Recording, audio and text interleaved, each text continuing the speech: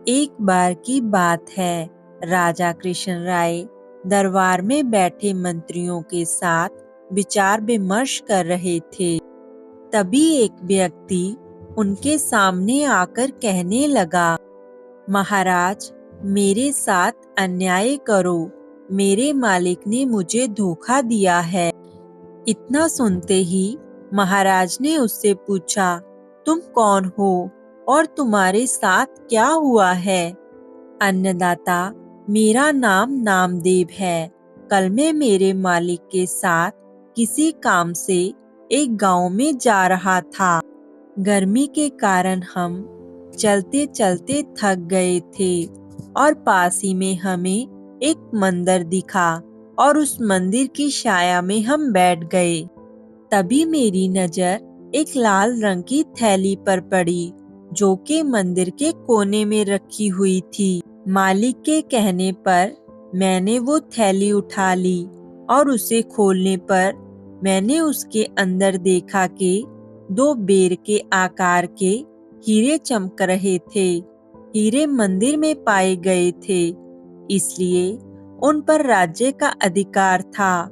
परंतु मेरे मालिक ने मुझसे ये बात किसी को ना बताने के लिए कहा और मालिक ने मुझे कहा कि हम दोनों इसमें से एक एक हीरा रख लेंगे। मैं अपने मालिक की बात को मान गया। मैं अपने मालिक की गुलामी से परेशान था, इसलिए मैं अपना कोई काम करना चाहता था, जिसके कारण मेरे भी मन में लालच आ गया। हवेली आते ही मालिक ने हीरे देने से साफ इनकार कर दिया। यही कारण है कि मुझे इंसाफ मांगने के लिए आपके पास आना पड़ा।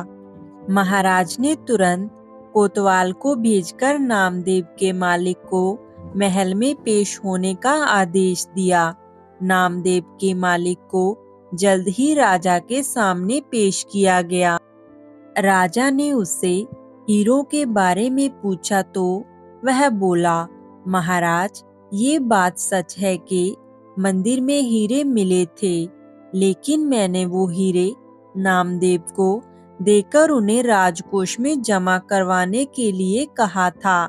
जब वह वापस लौटा तो मैंने उसे राजकोष की रसीद मांगी तो वह आनाकानी करने लगा। मैंने जब इसे धमकाया तो ये आपके पास आकर मन घड़त कहानी सुनाने लगा। अच्छा, तो ये बात है, महाराज ने कुछ सोचते हुए कहा। क्या तुम्हारे पास इस बात का कोई सबूत है कि तुम सच बोल रहे हो?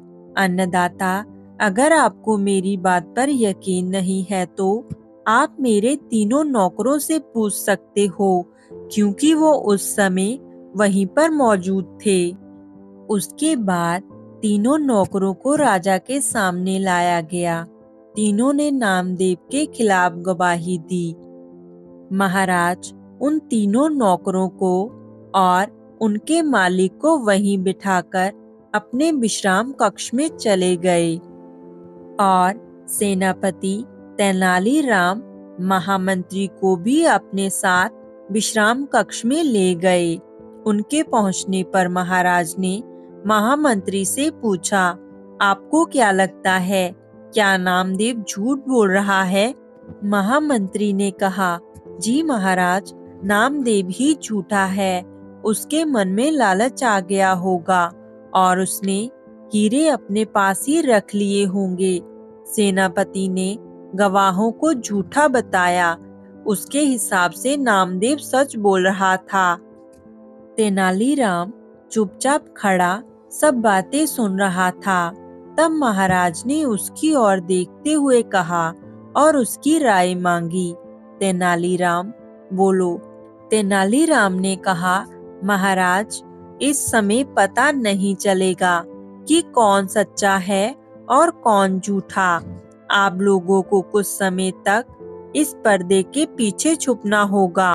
महाराज इस बात से सहमत हो गए, क्योंकि वो जल्दी से जल्दी इस मसले को सुलझाना चाहते थे, इसलिए पर्दे के पीछे जाकर छिप गए। मंत्री और सेनापति दोनों तेनालीराम पर सिंगड़ते हुए पर्दे के पीछे चले गए। अब विश्राम कक्ष में केवल तेनालीराम ही दिखाई दे रहा था। अब उसने सेवक से कहकर पहले गवाह को बुलाया। गवाह के आने पर तेनालीराम ने पूछा, क्या तुम्हारे मालिक ने तुम्हारे सामने ही नामदेव को हीरे दिए थे? जी हाँ, तेनालीराम कहने लगा। फिर तो तुम्हें हीरे के रंग और आकार के बारे में भी पता होगा। तेनालीराम ने एक कागज और कलम गवाह के सामने करते हुए कहा।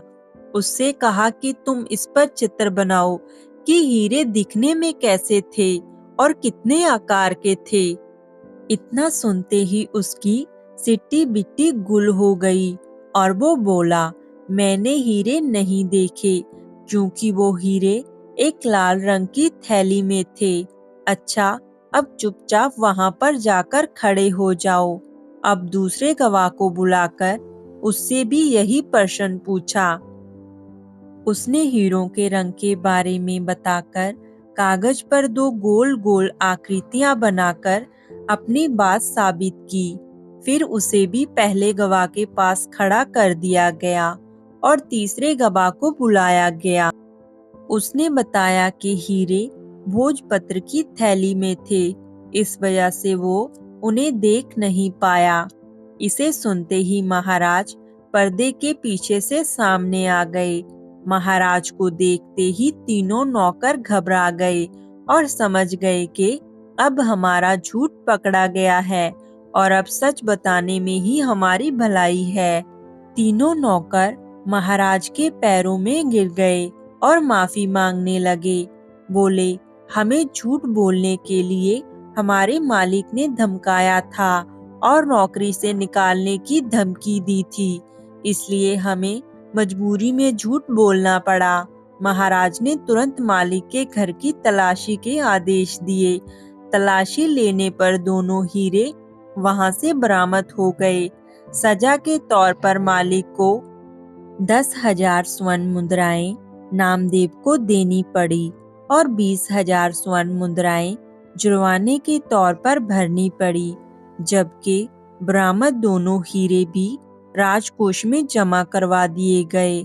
इस प्रकार तेनालीराम की मदद से महाराज ने नामदेव के हक में फैसला सुनाया।